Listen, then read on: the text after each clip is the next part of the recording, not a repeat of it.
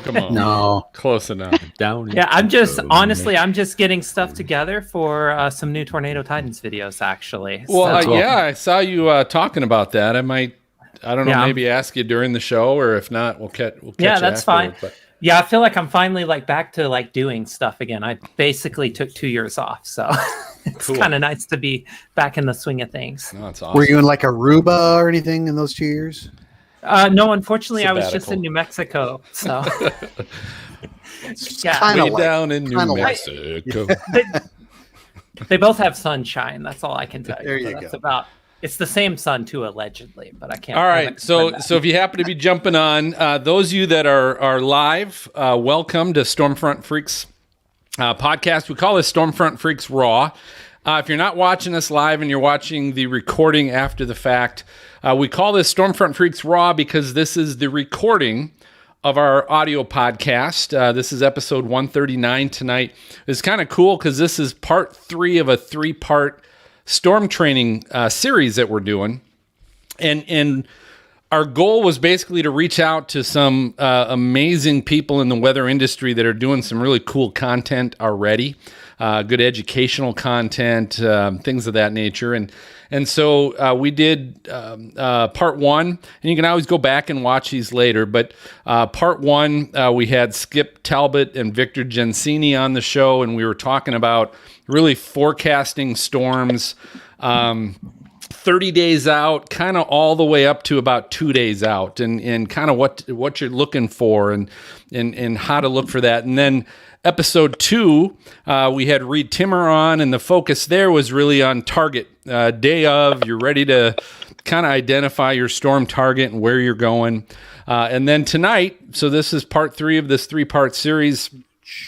We've got Raychel Sanner and Hank Schyma on tonight, and we're kind of going to be talking a little bit about storm identification. Okay, so we've identified now our target, where we want to be. Now the focus is, okay, what we're at the storm, or maybe we see the storm popping up on radar. Do we want to go after it yet, or should we wait for something else? And then once you're to the storm, what are you looking for? And then really finish with, is this storm dying? Should I move on? Or is it just recycling? Or, kind of some of those things that we might be looking for. So we're going to have some good conversations with Hank and Raychel about that. But we do call this Stormfront Freaks Raw because it is the recording. And I always warn people, you never know during the recording, what's going to be said. You never know, right? You never know. You never know what Maz might pull out of his pocket. Glad you said pocket.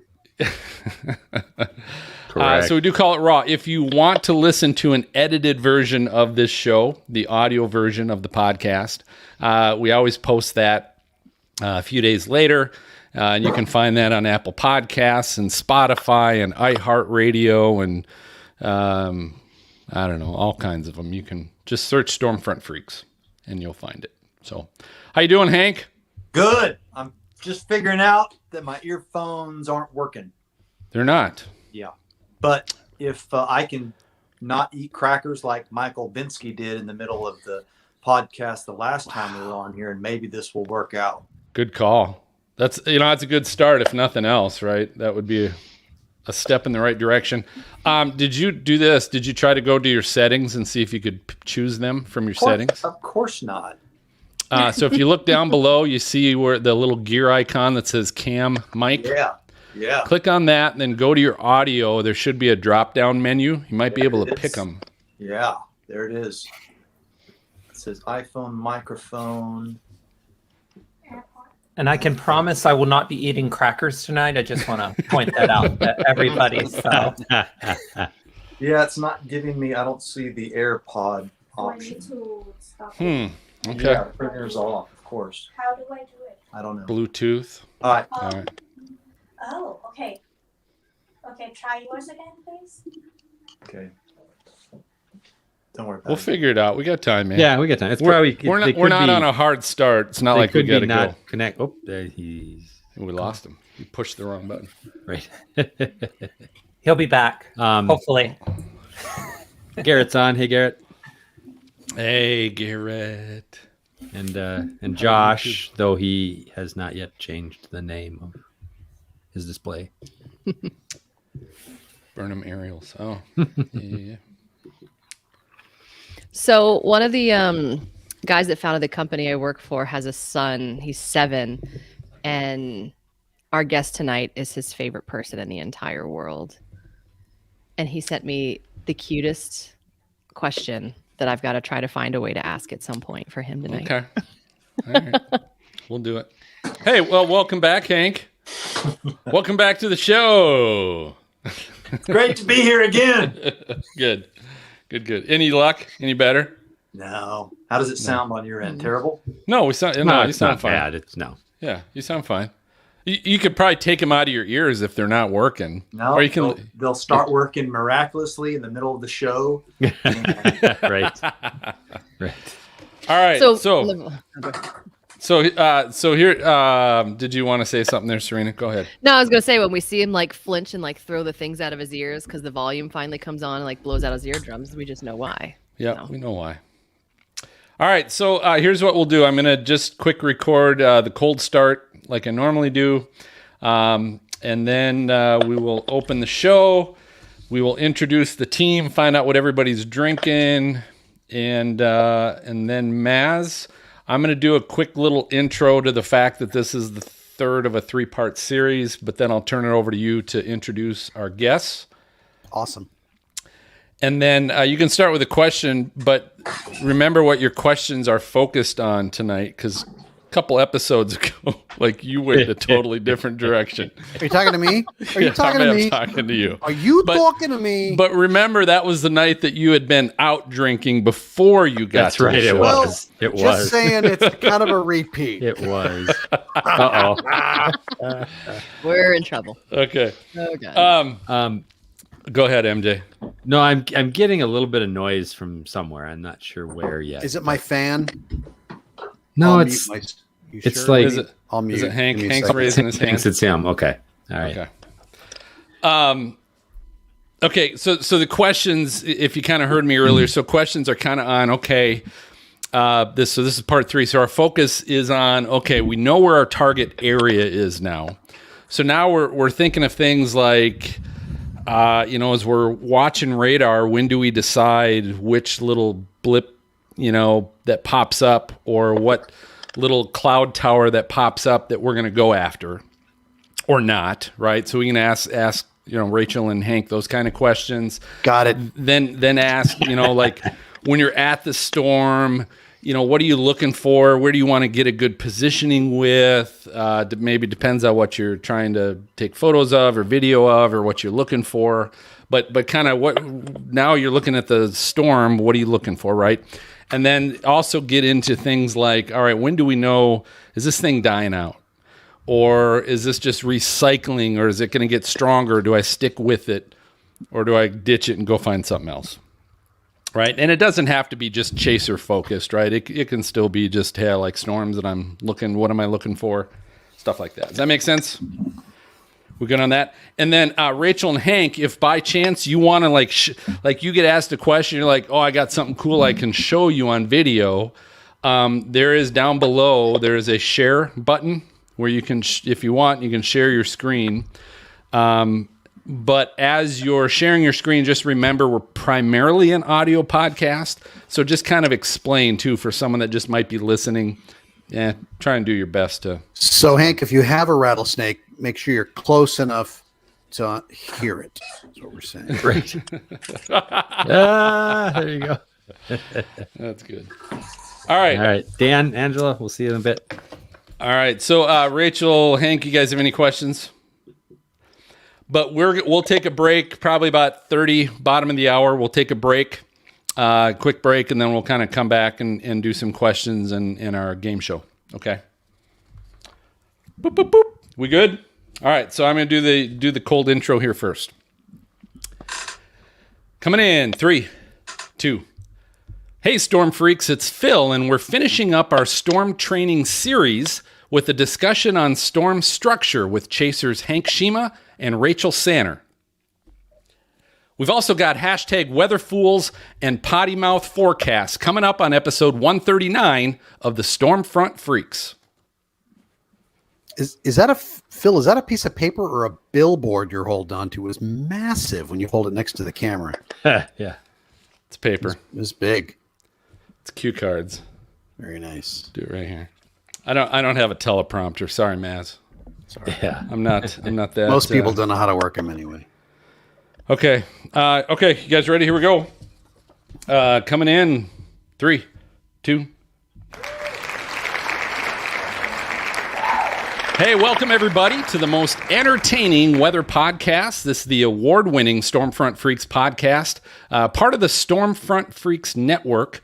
I want to shout out to our Patreon members that help support the show and are with us tonight. I know we have Garrett and Josh are in the chat. We've got Angela and Dan, our VIPs, are back in the green room with us. But thank you to all of you. You can also join us at patreon.com/Stormfront Freaks. You can also be live in the chat or on the show with our guests.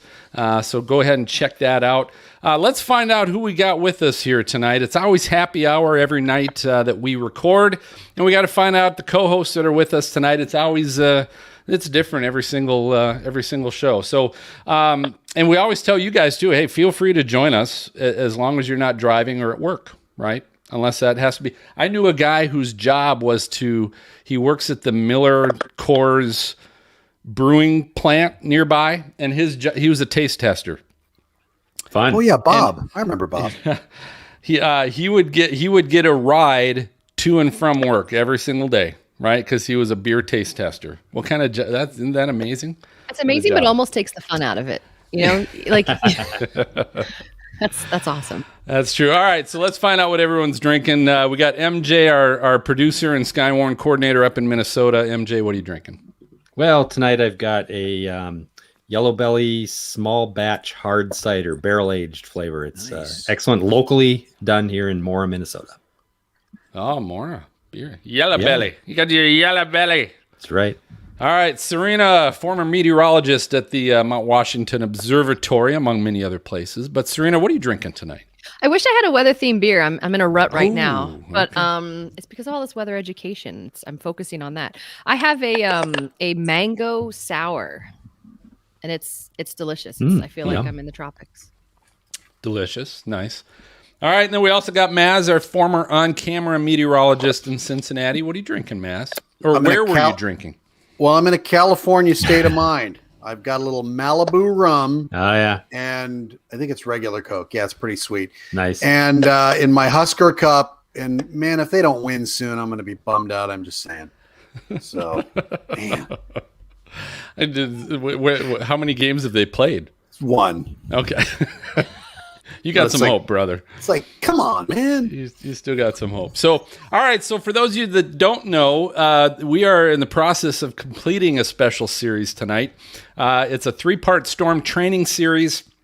What we're doing is bringing some meteorologists, some storm chasers who have created some of the best storm training resources, presentations, and videos of their own. So we're basically picking the brains of some of the people that are creating some great weather content already. Our last episode, which was 138, we were covering kind of forecasting your storm target. And so tonight, we're kind of going to be covering the storm structure and identification so we know what we're looking for, right? We've identified now our target. The storms are going to be happening. What are we looking for? Once we get to a storm, what's happening there? And do we stick with it? Are we going somewhere else? All that kind of stuff. So Maz, introduce our distinguished guest this evening. Awesome. Hank is back, also known as Pecos Hank, musician, songwriter, film writer, professional storm chaser, perhaps even MMA fighter. I'm not really sure. We'll ask later. With a catalog of storm and nature documentation on the Weather Channel, Discovery Channel, National Geographic, and more. And Raychel Sanner. Rachel's an Emmy winner and has been a storm chaser for over 15 years while creating groundbreaking storm chasing content as the co-founder of TornadoTitans.com. Glad to have y'all back. So I got to ask, I'll say, Rachel, I'll start first. So when a storm pops up, what are you looking for? How do you like, oh, this is the one? Oh, that's a really great question, Maz. First off, I'm kind of sad I wasn't called on for what are you drinking tonight because Oh, what are you drinking? Because it's the same thing every other time I've ever been on here. It's water. It's high quality, finely aged, iced. It's perfect. It's Nice. right there. So, but one of the first things that I look for with a storm is honestly like the updraft tower. Is it crisp? Is it those crisp edges, that sort of thing? Is the anvil crisp with that really strong edge? Is it not wispy? That sort of thing. Whenever you're looking at storms go up, that's kind of the telltale sign. But also at this stage, when you're just getting started and the day's just kind of starting to marinate and you're just trying to make it work, radar is a great tool too, because you can keep an eye on things like echo tops and just kind of see like which updraft's actually going to be the one. And it's just kind of like, it's kind of like the old definition of obscenity by the FCC. You know it when you see it, and that's just kind of the updraft when you see it. You're just like, that's it, that's the one. Nice. Wow, that's really that's really teachable. Like how do you teach that, Michael Jordan? It's like Michael Jordan trying to teach basketball. What? You know it when you see it. Okay, That's a class. Have to go with I it. had that. It was know it when you see it. 301. Just saying. So, Hank, same question for you, buddy. I think the first thing I'm looking for is to see if it's the right storm is a tornado. That's it. Okay, That's all I got. there you go. It's going to be a real short episode. Short show tonight. Night's over. No, so my question, you and Hank, I'll start with you. So you know where your target is, because this has happened obviously a number of times, and probably for you and Raychel 80 billion times. But storms firing up just north of you, storms firing up just south of you. And maybe you can see some of the tops visually and see the towers a little bit. But if you're looking at radar, what are you looking for, Hank, to know if I'm going north or going south? First off, I'm just going south. I'm not even messing with the northern storm. That's how you get hosed normally. Nah, just kidding. It's observations at that point. The goes, is my storm look? Is it firing up at the right time of the day? Is it going up too early? And I think there might be a lot of pattern recognition that also kicks in, where, that one is a little too, it's in too dry of air. And I really like warm sector discrete cells. So if things are firing up along the line, on the front, I generally kind of shy away with. If there's other options, I'll always go for the discrete cell, wait a little bit longer, because those suckers, just if something goes up in that warm sector, it just seems to spin anytime in April, May, June, July. So what are your tools, Hank, that you're looking for then when you're seeing that and looking to go south? What are the resources you're looking through to find that? Yeah, VisSat, goes visual satellite imagery, and radar scope pretty much does it all. And then of course your RAP UCAR surface obs. So you can see, if your forecast is panning out. One of the things that I like to do the day of, the morning of, is I get out my pens and pencil and I do a forecast on these little pieces of paper that I print out. And it's kind of like, if you guys remember in school where you had to memorize stuff, if you wrote it down, it helped you memorize it better. And so, here's where the front's going to be at this hour. Here's where the front's going to be at this hour. Here's where the front's going to be at this hour. And you kind of remember it when you've drawn it all out. And then as your observations are coming in, is that syncing with what you originally forecast? Because when we're on the road, especially if you're a solo chaser like a lot of us, there's just not a whole lot of time to pull out the computers and stuff and see where things are going to be in 2 hours. You're pretty much looking at the sky at that point. And then, so I'll shoot that to you then, Raychel, too. So you've got storms, and again, whether it's directly north or south, but you've got, I guess my point being is there's two different sets of storms firing up, right? What are you doing to decide which one you're going to go after? And then again, what are some of the tools that you're using? Well, I want to first off start off by saying everything I'm about to tell you is a lie, because there's going to be an exception to everything I'm telling you. Like every single time there's going to be something that will break this rule. So first off, if it is a decision between north and south, like Hank, south. I just go south. It's just like, it's just part of me. But if you're setting like east of the dry line, for instance, and there's two storms, you're looking at two towers, you know, you're looking at a couple of different things. How wide is this tower? Does this tower is it wide, getting wider? Is the base big, broad, that sort of thing? Or is the south one, you know, tiny little bitty, and the one to the north actually has a lot of girth to it, I guess is the best way to put it. Like, it's just big. It's just, you can tell. But also, like, when you're looking at it, there's a couple other things that go into this. First off, your target, like the forecast you made earlier in the day, like the thing that will get you in trouble faster than anything else is getting in the field and completely forgetting about your plan for the day. Like, I'm going to set at the triple point. There's going to be tornadoes. Oh, wait, there's a storm 200 miles south. Let's get there now. And that's how you get into trouble every single time. It's like you build this plan out. Especially like Hank said, if you're chasing by yourself, you don't have time to like sit down and really digest a lot of things. You got to make that forecast in the morning. It's still kind of the old school approach. And you have to sit there and you have to really consider the fact that I made this target. This looks good. Everything is on track. Nothing has changed. So if it's the northern storm, if it's that target, then yeah, maybe you stick to it. But I don't know. Like, I mean, I'm a dry line person. I love dry lines. I love upslope flow. And every time it's just like, whenever things are cranking, you want to be on the south side of everything. You want to be on the isolated storm. That's where the photogenic tornadoes are going to happen. It's where the photogenic structure is going to happen. I can think of several instances where that has burned me. The most notable of which was the Roselle Day back in 2013, where I literally drove south because there were 70 dew points down there and there was a storm moving into that, but that storm had formed in like 100 over 55 air. So it was coming out like outflow dominant and super high based. And I still regret that day too. I still regret that day. That's I'm getting bitter just thinking about it actually right now.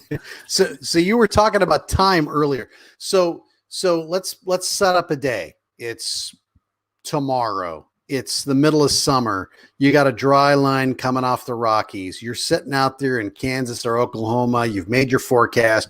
You're looking, there's two of them popping up.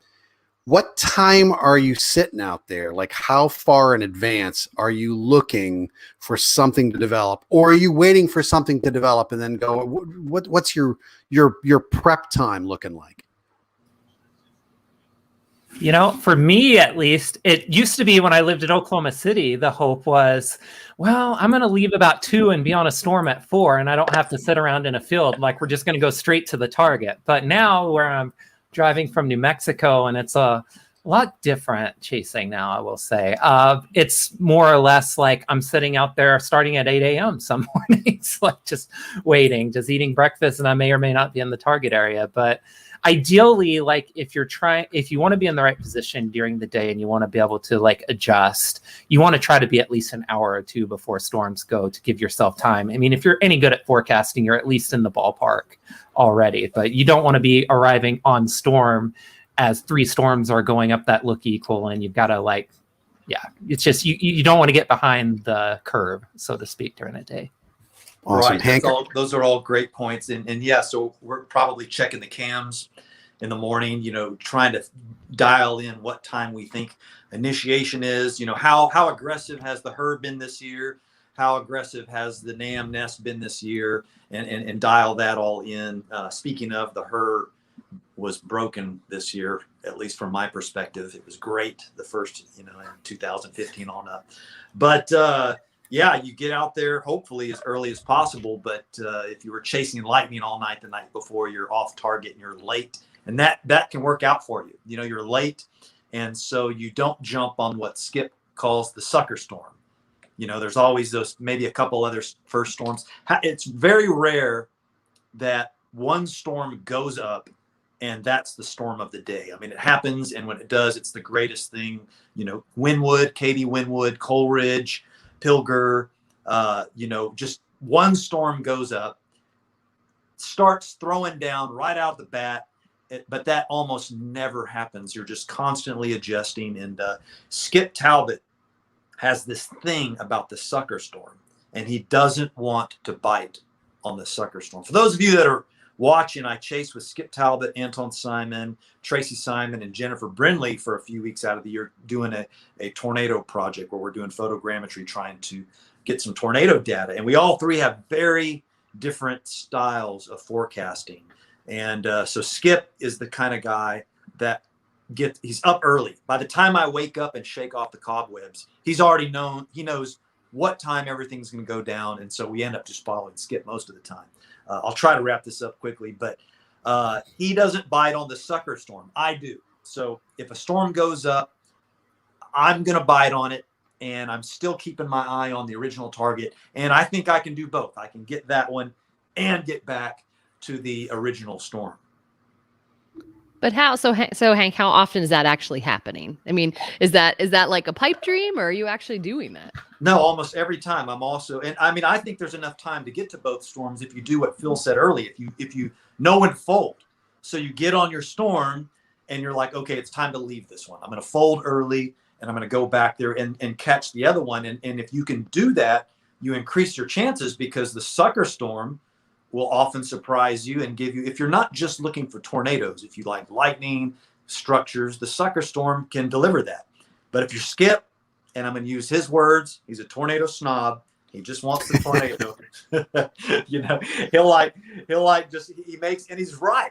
I'll be doing all this driving around for 2-3 hours, and then I end up with Skip, where he's been sitting there since noon. So when he pulls in the big bass, you pull up and you go, I got a minnow. Yeah, right, exactly. No, he has like 6 minnows.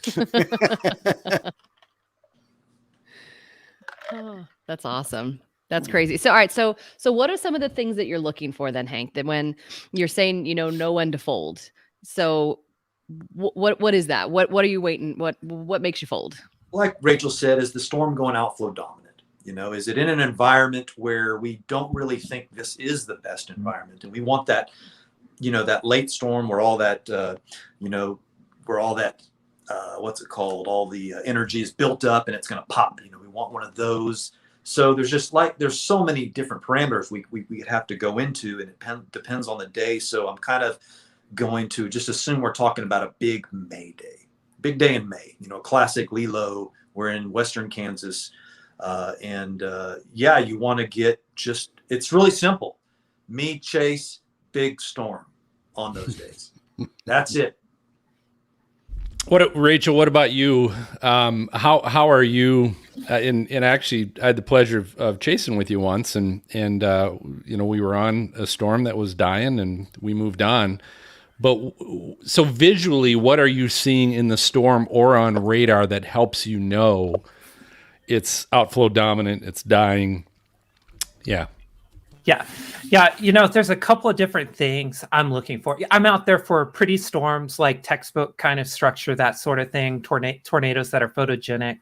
So there's a couple of different things that I look for if I'm going to get off of a storm. First off, is this storm getting rained into by something to the south? That's the go south rule, because if it's getting rained into, it's going to be HP. I'm wasting my time. I'm wasting the storm's time. I'm wasting my gas. I'm wasting everything if this thing's going to HP, because I'm not one of those people that goes and gets up in the notch and tries to see a rain-wrapped tornado. So I'm out instantly at that point. Outflow dominant, it's kind of a look thing. If a storm has all this ragged scud underneath it, it just looks like there's chaotic motion everywhere. It's not organized at all. There's a cold wind hitting me, blowing out from underneath the updraft. Get away from this thing as quick as possible. I'm wasting my time with this one too. And then the other one is you're looking at this storm. It still looks great on radar, but the base is flat. The updraft tower has actually begun to get narrower, which means the storm is actually starting a process of probably dying at that point. And so you're just well, I guess this is time. A great example of that was May 23rd this year, where we had this brilliant plan. It was a really great plan, honestly. It was go west, get this storm forming at 11 o'clock right off the Rockies in eastern Colorado. Maybe it produces a quick tornado. Then we're going to get west or east to this 10% tornado risk area. This is the big risk, lots of instability, everything.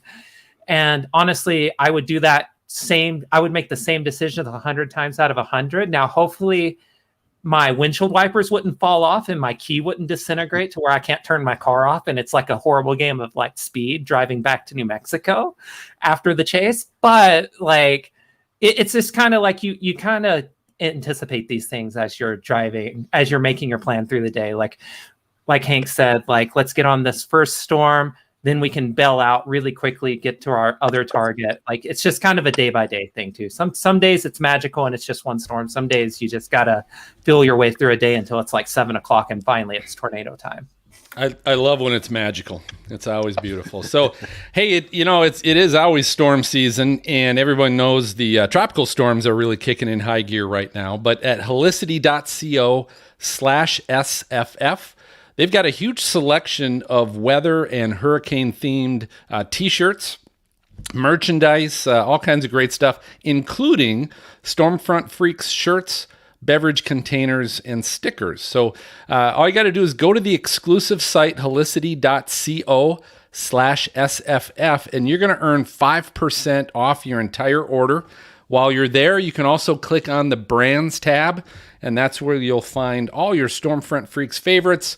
And again, all of that at helicity.co/SFF. Hey, it's time for a break. We're going to be right back with more from Hank and Raychel. Stay on. Cool. This is nice. Do you have geckos behind you? Is that what that is there, Phil? What the heck? I'm playing some of Hank's stuff, so yeah. Okay. It's like far away. I'm like, what? Yeah. What is it I'm looking at? There's always wildlife in Hank's videos. Always. That's actually a question from one of our viewers here. Curtis wanted to know, Hank, how many turtles or other wildlife do you happen to save in a chase season? Oh man, what do you think? I need to stop saving them because I'm missing out stopping and getting all the turtles. I can't pass them up. It's like I can't pass up the box turtles sitting on the road.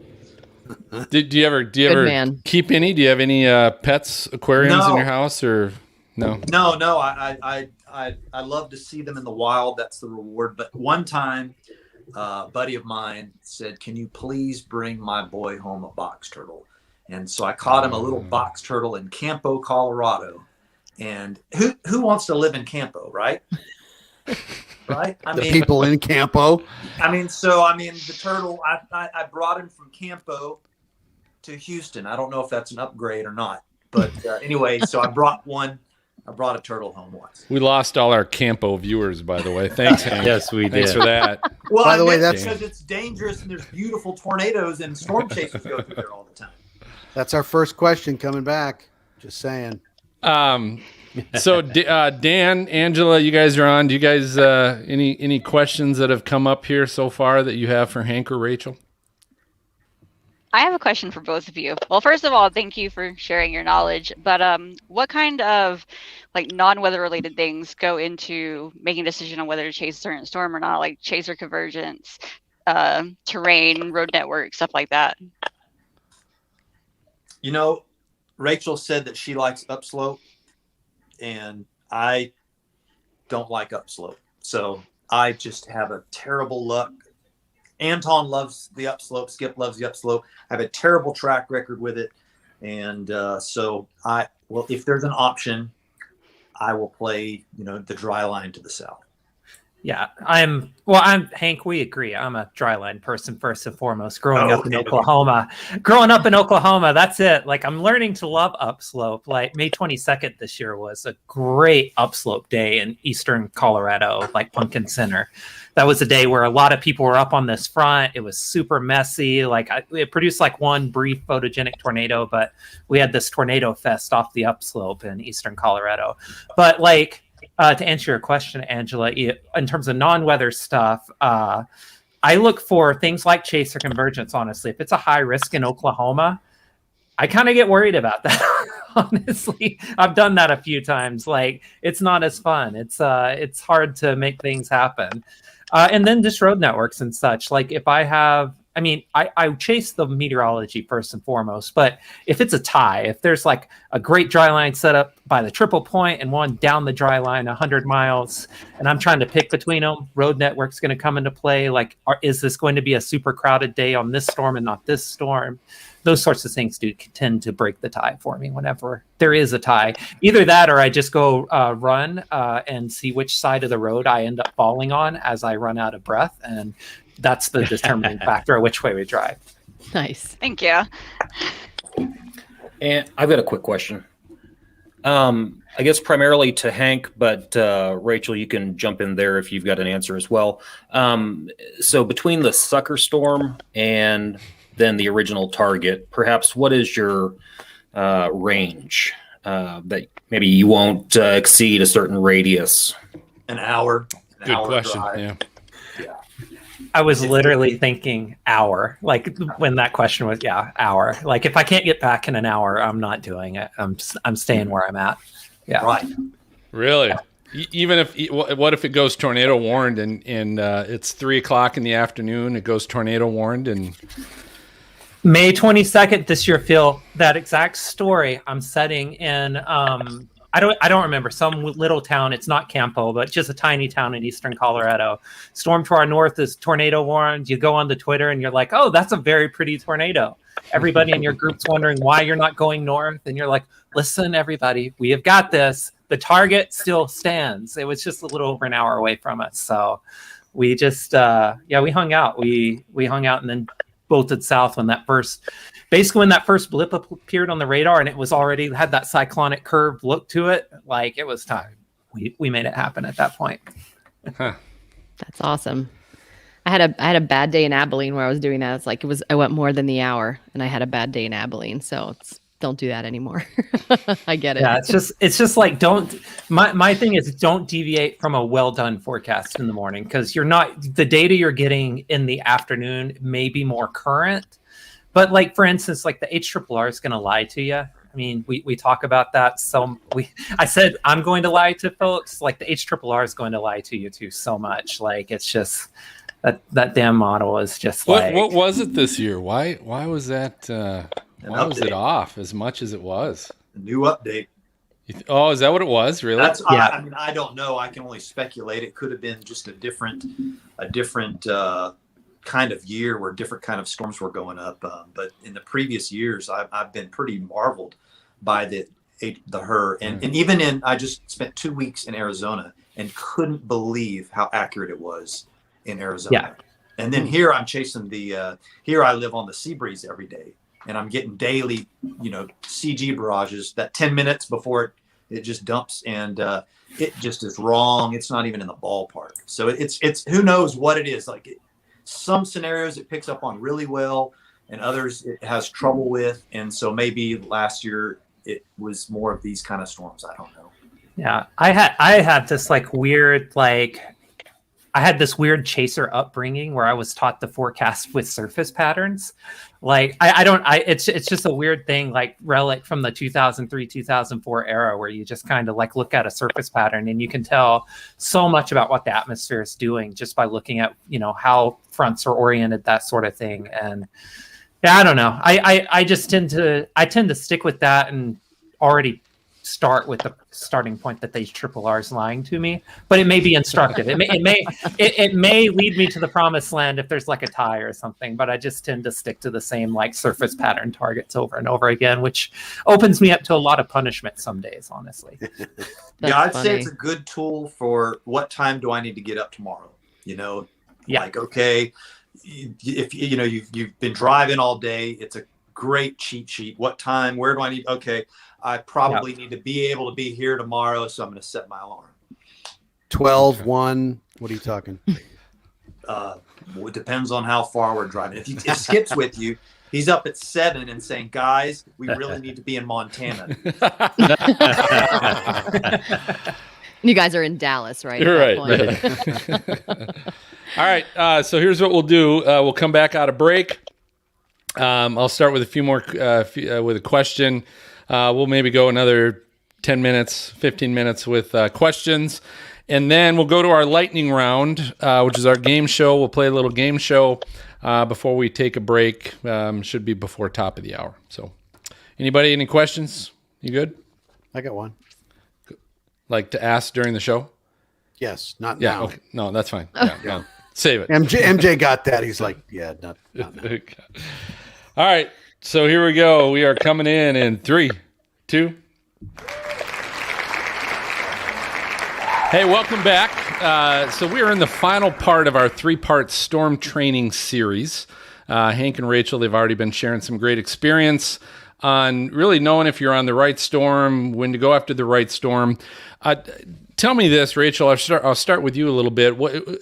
How can you? I think people hear a lot about tornadoes that drop and then go back up, but they talk about regenerating, recycling.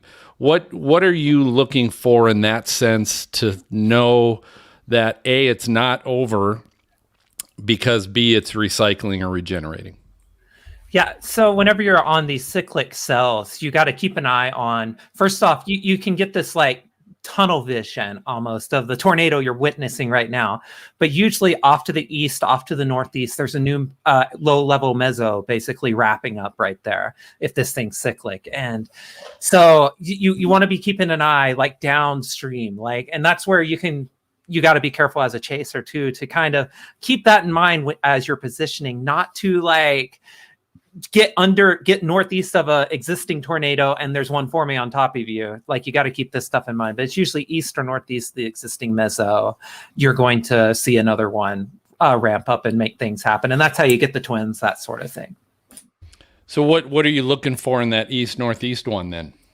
It's how do you identify that? It's the same thing you would look for in any other, like ramping up low level meso, wall cloud, etc. Steady, persistent rotation that's increasing over time.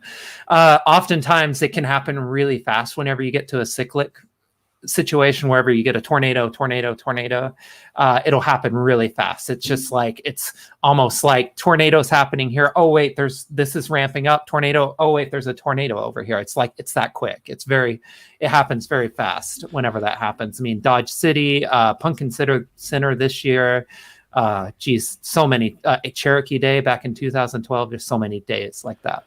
What, Hank, are you looking for anything different or noticing anything else to see if, hey, this thing's going to ramp up again?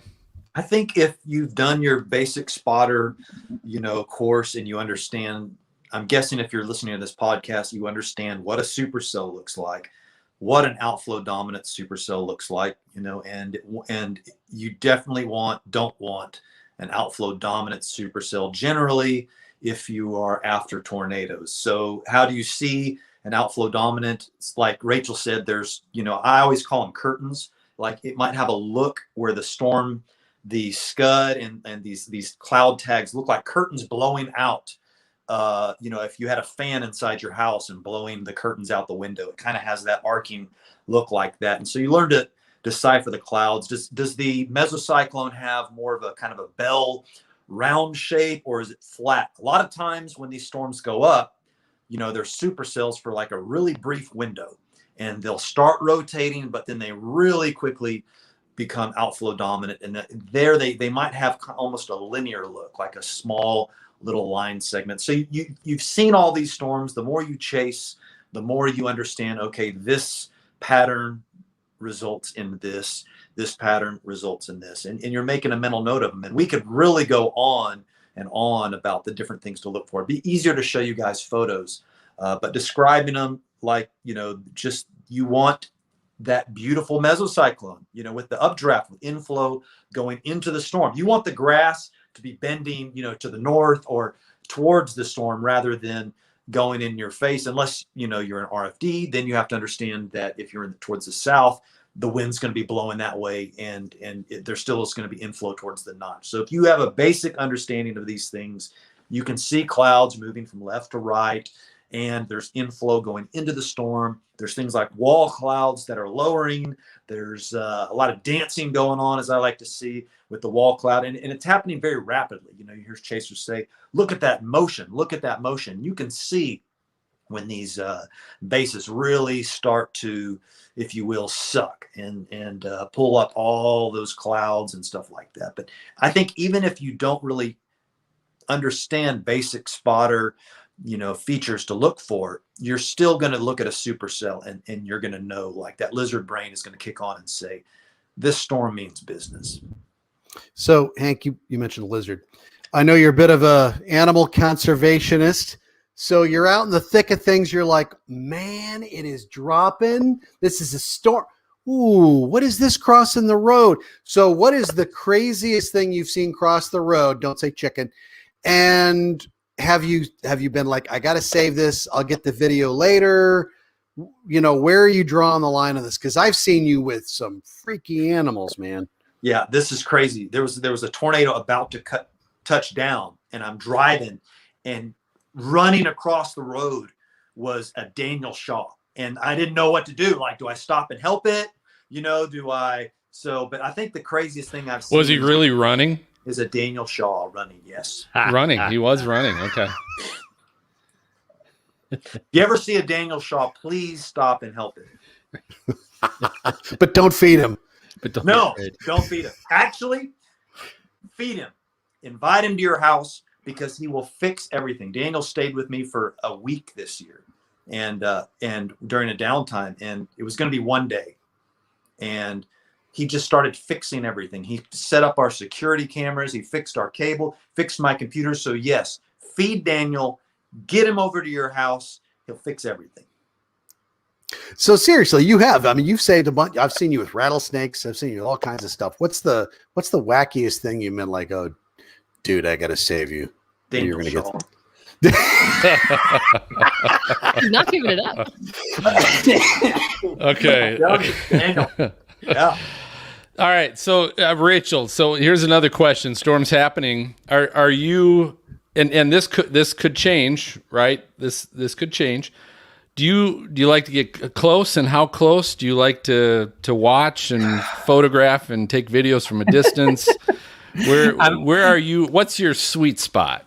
Phil, I'm laughing because I learned things about myself this year that I did not realize was still there. But I always dreamed myself as a structure hippie. I'm going to be back 5 miles. I'm cool.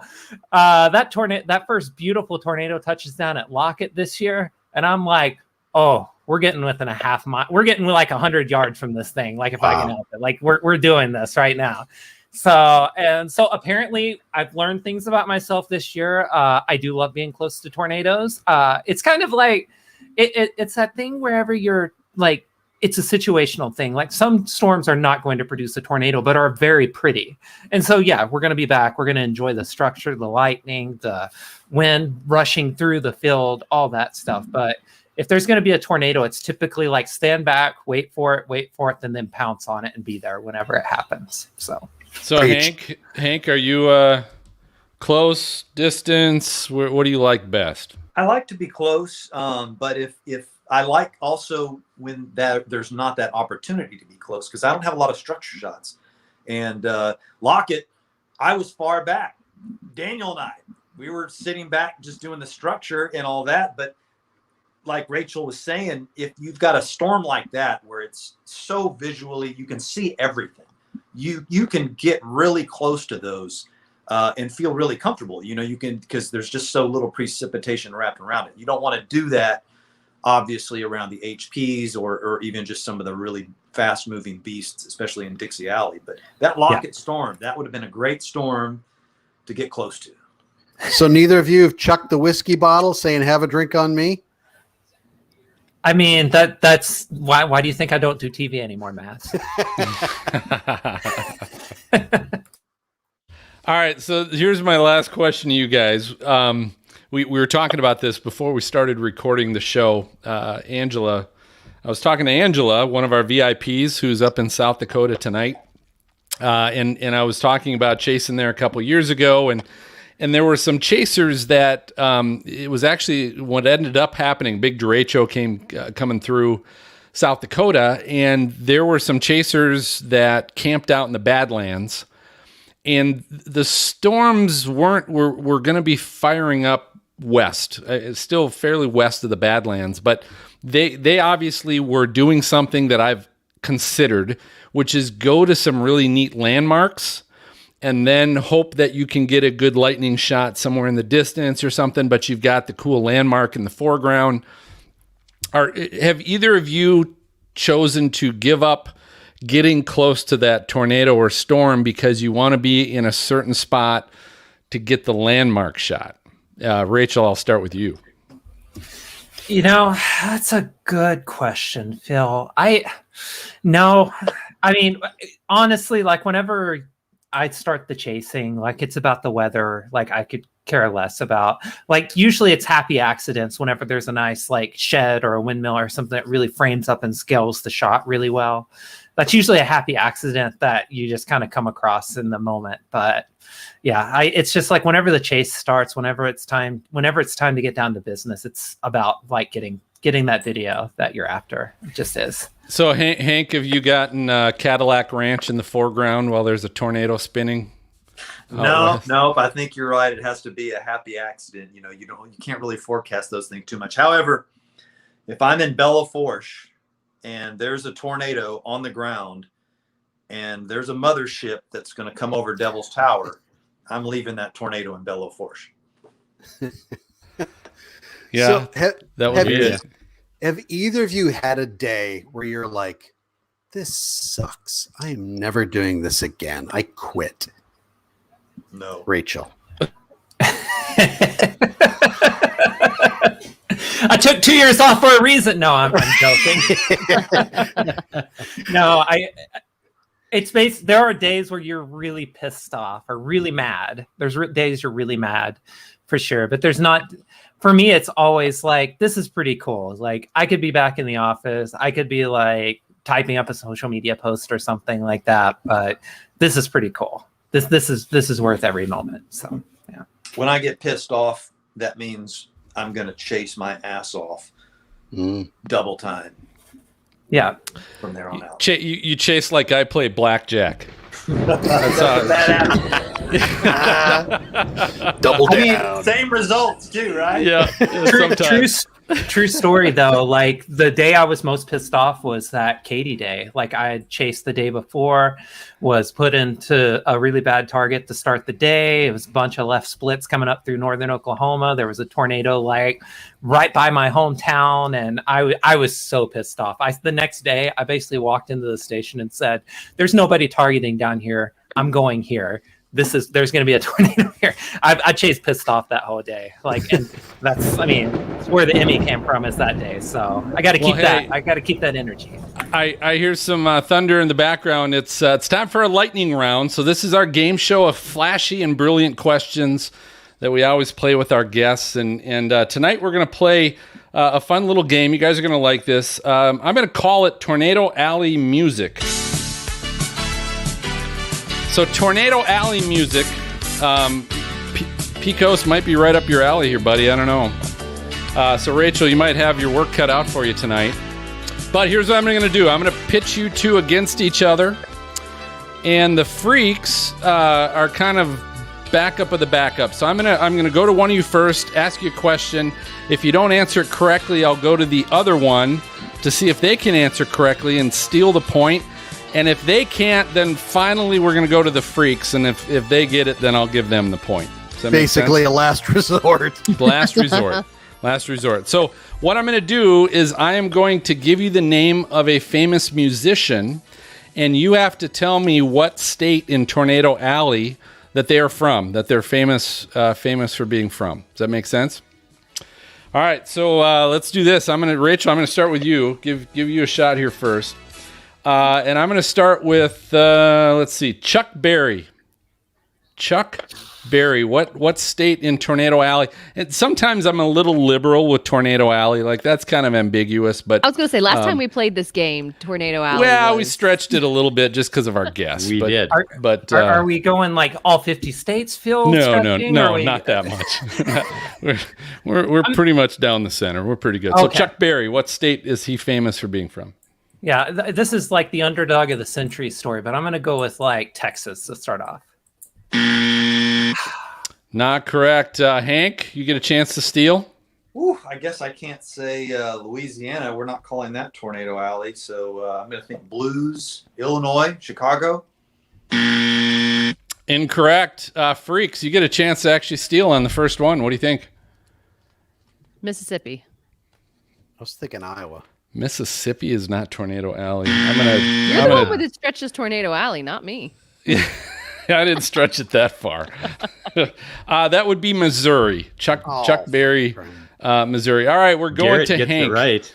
Garrett got it right. There we go. All right, so Hank, we're going to you now. We're going to go with Glenn Miller. Glenn Miller. What state in Tornado Alley? Oof, man. Glenn Miller, I was famous gonna for say being Kansas. Not Kansas. Rachel? I'm gonna go with South Dakota. All right, freaks. This is a tough game. I didn't realize it'd be so hard. All right, freaks. Tennessee. What'd you say? Tennessee. Tennessee. What the? Why are you guys like down in the southeast? That's Dixie Alley, all over the place. not Tornado Alley. This Iowa. Glenn Miller, Iowa. Good guy. We're gonna play a different game. This isn't going so good. All right, Rachel. Prince. Come on, Prince. Minnesota. Very good. That was the one I was waiting for. That's that was easy. Jeez. Okay, well, Hank, here's yours. Johnny Cash. Johnny Cash. Johnny Cash is from. Johnny Cash, we all know that Johnny Cash is from. Well, I mean, he recorded at Sun Studios in Memphis. And so if he's in Memphis, I'm going to have to go with, I don't know, Arkansas. That is correct. Closer Nice. close to Memphis. Nice. Very good. All right, Rachel, we're to you. Let's go Melissa Etheridge. Melissa Etheridge. Oh, Colorado. Not Colorado. Hank. Melissa Etheridge. Okay. I'm just going to go with what the hell, Oklahoma. Nope. Freaks, you guys, Melissa Etheridge. Mississippi. Kansas. That is Kansas. Thank you, That is Garrett. Or Kansas. Thank you, Garrett. Mississippi. You guys get out of this. Get out of the southeast, for crying out loud. All right. Who did I start with on that one? Can we do Roy Orbison? Can we do that one? Hank. No, but we can do John Denver. John Denver. Hank. Colorado. I don't know. Colorado. Yeah. Wow. Rocky Mountain Nice. High. Okay, Rachel. Let's go Oklahoma. Your home state. Birth state. Oklahoma. So Rachel, just name a singer from Oklahoma. Okay. Gives the answer. Tell me the question. I'm not even drinking tonight. Okay, that was Garth Brooks. That was Garth Brooks. We don't have to tell us that. You could have re-racked it. Okay, Rachel. Willie Nelson. Willie Nelson. Oh, geez. This is one I actually should know. I'm just going to go with Texas. I'm just going to keep saying Texas until it's somebody. That is Texas. There you go. All right, we're going to do two more. Hank, do I have two more? I got two more. Sean Colvin. I don't even know who that is. Sean Colvin. She did. She read one of my favorite songs. She redid the Police's. Your favorite. Can you sing it for us? Yeah, please. I'm trying now to think of the song she did, but she did Every Little Thing He Does, is magic. Right. Yep. Oh, She yeah. did Every Little Thing He Does is magic. But it's pretty good. She's Right, guitar right. and everything. It's kind of good. Nice. Anyway, Sean Colvin. Okay, I'm gonna follow the Stormfront Freaks on this one, and I'm gonna say she comes from the part of Tornado Alley called West Virginia. Good guess, though. Good guess. Rachel, you got one? Sean Colvin. I'm trying to guess based on a state we haven't named yet, and I want to. I'm going West I want to Virginia's go. been used already. Yeah, I'm wanting to go. I keep wanting to go to the northern part, like a Wyoming or North Dakota, but I'm going to go with Illinois because that is Tornado Yeah. Alley. Yeah. No, freaks. I'm going with steal. Garrett again, South Dakota. I'm going Iowa. It's going to happen. Kansas. All right. It's all of us? South Dakota, but you can't have three answers. So I said so South Garrett. Dakota. So that's going to Garrett, by the gets way. that one. Yeah. Garrett gets that point. All right, last one. This is Rachel's Wiz Khalifa. Wiz Khalifa. Is there a song You know, we haven't done a Colorado yet, so I'm just going to go with Colorado. We did do Colorado. That was John Denver. Oh, we John haven't Denver. done I'm not Iowa. paying attention anymore. Okay, Hank. Yeah, neither is anybody else, so don't worry about it. Hank, what do you think? Wiz Khalifa. She's obviously from Nebraska. Oh, that's one we hadn't done yet. All right, What is that freaks. about? Wyoming. Missouri. Nah, North Dakota. North Dakota. The crowd's still applauding anyway. So I didn't do Nebraska. I had Yeah, why? Connor Oberst. So the That's front why you man to didn't do Bright Eyes. Nebraska. That's why you didn't do Is that Nebraska. Turn Around Bright Eyes? I don't know the group Oh. Bright Eyes, but it's like, how sad is that you're the most famous musician from your state, no one knows who it is. I don't think that's right. I don't know. All right, anyway, Hank and Rachel, you guys did a good job. Yeah, So did awesome. Garrett. Yeah. But I want to do this first. So Hank, I'm going to finish with Hank because I know his answer already. Rachel, how can people find you on social media, and more importantly, find some of the content you're doing? Maybe fill them in on what you're doing. Yeah, you can just find me at tornadotitans.com or on any social media network, Tornado Titans. You're going to find stuff that we're up to. I have a bunch of personal accounts, but they're not important in this. Just look for Tornado Titans. You'll find us. Very good. Okay, Hank, how can people find you? Just Google tornado. There you go. That's it. Yep. It's true. It's true. That's true. So, all right. Well, hey, it is time for our final break. Everybody, hang tight, though. We've got some hashtag WeatherFools coming up and a new potty mouth forecast clip you're going to love. So stay tuned.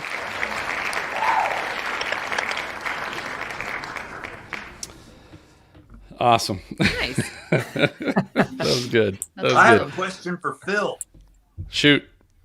The tornado photo that I'm looking at, what's that? Where did that come from? Who shot it? Which one are you looking at? It's On my the screen? Stormfront Freaks thumbnail icon. Yeah, our what's- background on the screen Oh, here. that one is... He stole it. No, it is. It actually initially came from Wikipedia, but the person whose shot that is... Hold on. Are you saying because you know, or are you saying No, because you... I just have seen that picture and I was wondering if you did it. No. Because Oh, God. his answer will vary depending upon if you know. That's right. No. I'm going with Daniel Shaw. It is not. Justin Hobson. Okay. Justin Justin yes. Hobson. Right. It's just Google Wikipedia tornado. There you go. Is that Canadian? Yes. Yeah. Yeah, I'm that's almost positive he's yes. Yeah, So it's he the just elite. happened to be driving down the road and got the shot of a lifetime. It says Manitoba, June 22nd, 2007. Right. That was a that got a EF5, right? Yeah. Yeah. Yep. Yep. F5, I think. I don't know. If Same year we started. Same What year was it? 2007? Yeah. Yep. Yeah, F5, right. 2007. Just a coincidence. So, Hey. so quick question to you guys first. So we have one more segment, maybe 10, 15 minutes long with Weather Fools, and we've got a potty mouth segment with Al Roker. You guys are free to stick around for 10 to 15 more minutes and comment from the peanut gallery if you'd like, or you can take off. We're good either way. We definitely appreciate your time tonight. You could say, "This sucks. I quit." Yeah, you can. Yep. And you could just leave. Like, you don't even have to say goodbye. Just leave and shut off. Someone did that. Who did that to us? Like we said, hey, thanks. Like right at the end of the show, we said thanks. Because at the end of the show, we say thanks everybody. See you next time. And then all of a sudden, boop, they just disappeared. Like couldn't even say thank you to them and goodbye. But Well, now we can't leave. Now we have to stay because you do. Ben You said, should, because we got some good stuff. You should probably hear the Al Roker thing. Gang, guys. No Yeah. pressure. No pressure. Rachel, can you do me a quick favor? We need a new soundbite from you. We've got one from Hank already, but if you could say, hey, this is Storm Chaser, creator of Tornado Titans, Raychel Sanner, and you're listening to the Stormfront Freaks podcast. Oh, okay. So what did you want me to say again? I know you just said a bunch just say of things. hi. This is Yeah, Storm I Chaser gotcha. and creator of TornadoTitans.com, Raychel Sanner, and you're listening to the Stormfront Freaks podcast. Okay. Hi, this is Storm Chaser and co-founder of TornadoTitans.com, Raychel Sanner, and you're listening to the Stormfront Freaks podcast. Very good. Do you want me to do Well it again? done. I feel like I didn't land it. It didn't land. No, very you well. did much just- better pretty than I good. recall you doing last time you did that. So you're on our blooper segment. So if that Yeah, tells you anything, I'm pretty sure the last time I went in with all the confidence in the world and just like fell over myself. This time I went with the opposite approach, just expecting to mess up, and then yeah. that's right. That's Dan Wallace's catchphrase. Just adequacy is the best Adequacy, policy. Dan, Angie, Angela, you guys have any questions for these guys here before we go to the next round? You guys are good. Okay. I have one for Hank. Oh, okay. Shoot. So I know someone, his name is Samuel. He's 7 and he is like your biggest fan. And so I told him I was going to get to talk to you tonight. And so he sent me a couple questions. And so I'll read you his couple questions and you could pick which one you want to answer. But he says, which is more dangerous, a hurricane or a tornado, and why? Also, since hurricanes can be so powerful, how can planes fly through them and take measurements? And lastly, are there differences in hurricanes and tornadoes that occur in either hemisphere in the world? First off, Samuel, those are all great questions. And lately, I'm going to have to say with hurricanes are more dangerous just because they're usually so big. And tornadoes, can be such a variety of sizes.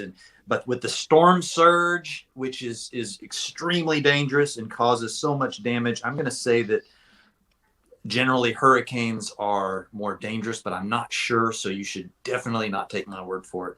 And look at it.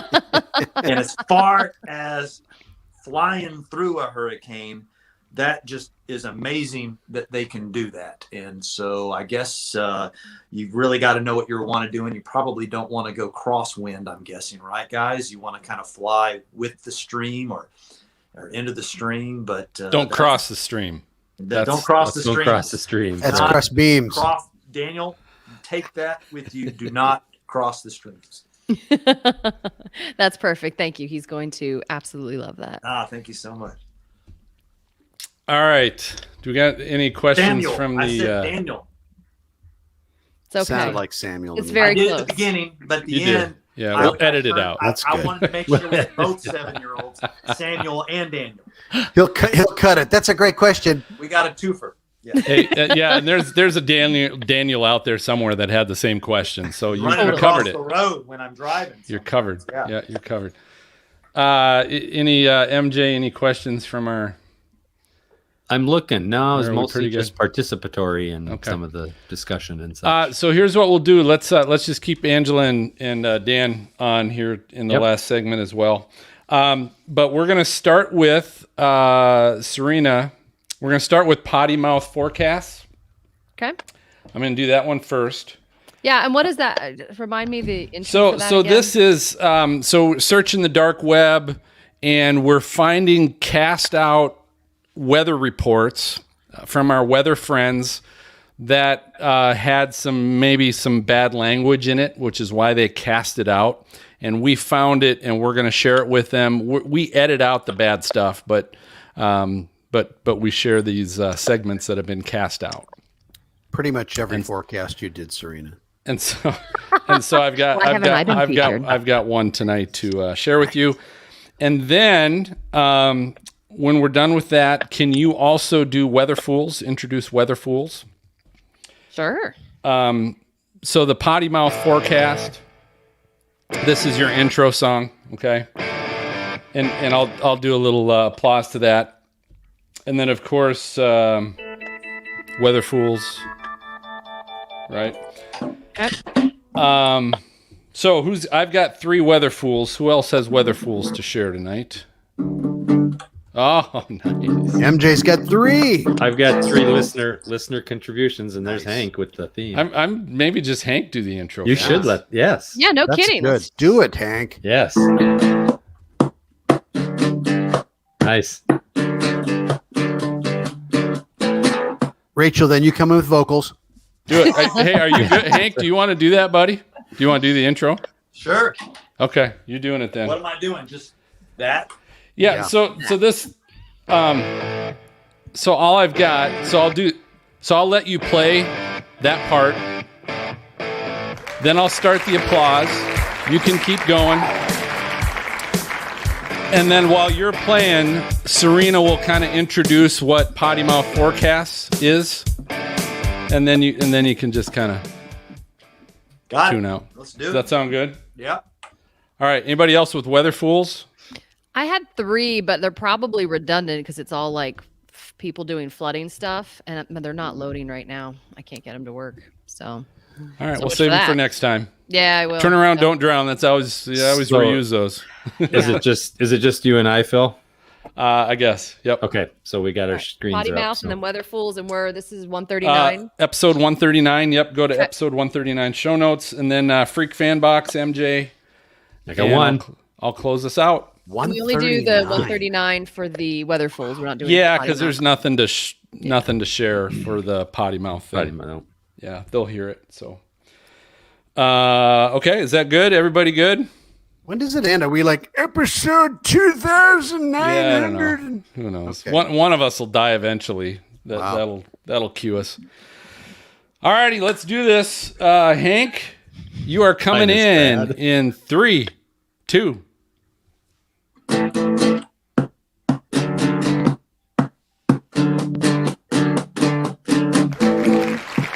That, ladies and gentlemen, is an exclusive intro into Potty Mouth Forecast. Now, this is a really special segment that we have. We find some forecasts that had a little bit of bad words in there. People thought they got hidden, but turns out they didn't. Phil found them. So, Phil, what'd you find for us today? So you guys know, right? Everybody just got hit from Ida. I mean, it went all the way up to almost got you, Serena, up in the northeast part of the country. Grazed us. Yep. So I was on the dark web and I found this Castaway audio clip of Al Roker of all people. Al Roker, because he's up in New York, so it's like his shot to try and get into a tornado. He was actually, in this case, though, he was down in New Orleans doing a broadcast, and for some reason, he'd probably been out there a lot. He was getting nailed by waves. He probably just wasn't in his normal professional mood. So take a listen to this.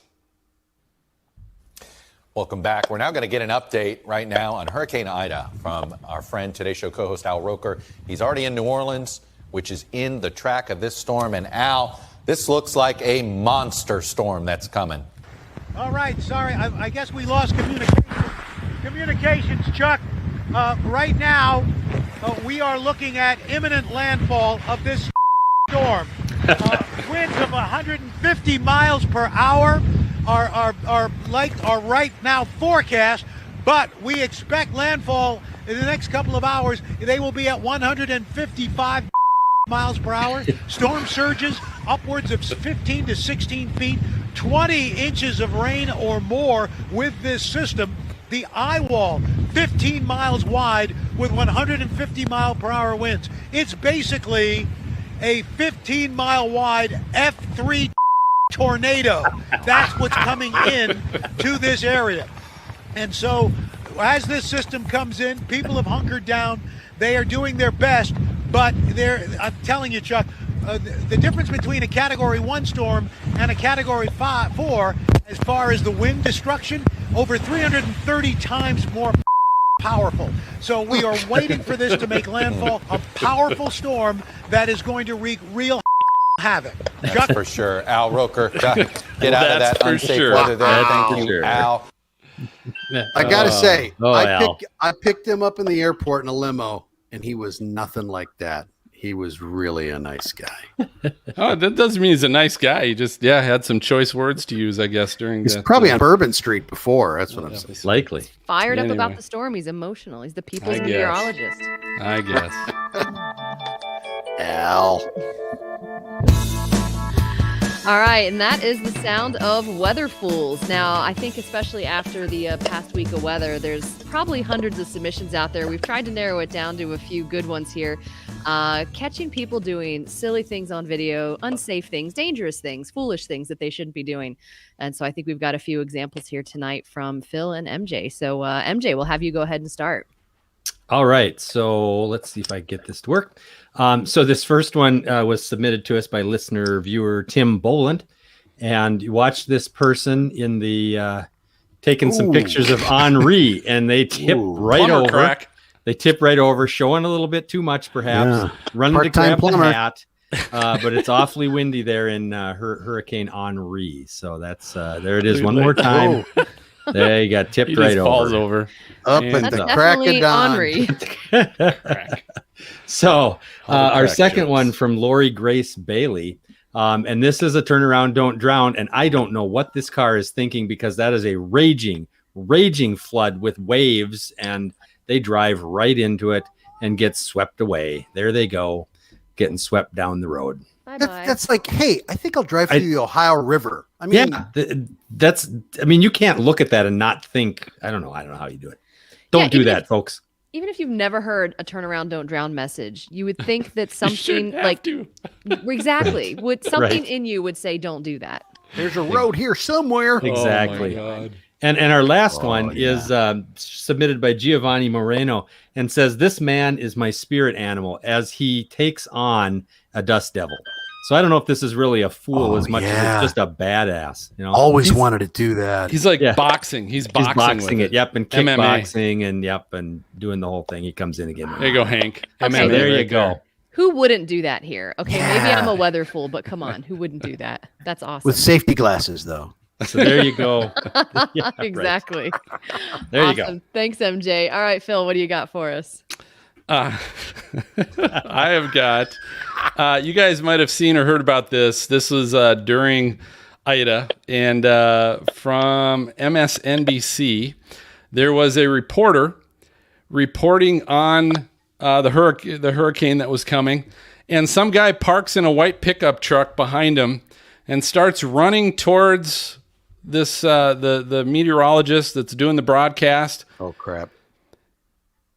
And he's yelling about how they're inaccurately reporting the storm. Nice. And they end up having to go. He like changes his camera view, Backing away. So, yeah, gets away from this guy. But this guy's basically just yelling, "You're inaccurately reporting the storm." Like he had to pull over for some reason and disrupt this. Now I have found out since Maz, this guy was from Ohio. Really? He's you from go. Ohio. He was down in Mississippi telling him that Son of a- inaccurately reporting the storm. All right. I'm guessing he's an expert. There you go. This next one also Ida, Hurricane Ida, and you can see someone is basically videotaping this and filming this. What I Capturing video. Super 8. This is 30 years old. On their VHSing beta. this. So they're in their backyard. They got a pool in their backyard, and the winds are just getting crazy. But if you notice, like all they've got above them is like a little porch. Yeah, a little Like- overhang. Yeah, it's like a garage overhang. That wind is gonna take that sucker Oh, gosh. while this person's underneath it. Look at that. Yeah. Good luck. And obviously the video stops probably before that part actually happened. But I'll tell you what, if you could hear the video, I will have this on the show notes, but if you could hear the audio of this video, this would be a good part for our porn movie or storm chaser segment, right? Where we play you an audio of someone saying something, or, oh, look at that. Oh my gosh. Right. And you have to decide, was that from a porn movie or from a storm chaser? Cause the guy's like, oh, here it comes. Coming to an episode Wow, that's near you. All right. Was that good? Sounds Okay. like episode 140. Last one, Williamsburg. This was up in Pennsylvania, some flooding. This was There we pre-Ida. But there goes a little bug, right? A little Volkswagen bug goes plowing through this water that's up past the hubcaps of the car, and it stalls. Wow, surprise. Yeah, surprise. Shocking. Because none of the cars around me that, obviously made it or didn't make it, so I'm going to. Yeah, like I'm in a Volkswagen Beetle. I think I can get through this water. Oh my gosh. So All right. there's another turnaround, don't drown for you. Yeah, there's lots of good examples out there this week for sure of people driving through flooding that shouldn't be doing so. So if you want to check out some of these spectacular weatherfuls, don't hesitate to go and look at Stormfront Freaks podcast show notes, episode 139 for the links. Yeah, and you can find those a lot of times right from your phone if you're listening on your phone, or just go to stormfrontfreaks.com. You'll find it there. Is this? Oh, I thought we cue Hank Sorry, on wrong this song. one. Do we cue Hank now? For the song Hank, is it up to Hank again? Is it? I don't know. Let's see what he plays. He's gonna grab something. Just let him do his thing. Why not? Play That's Hank. something, man. All right. Have you ever heard this one? Amazing. No.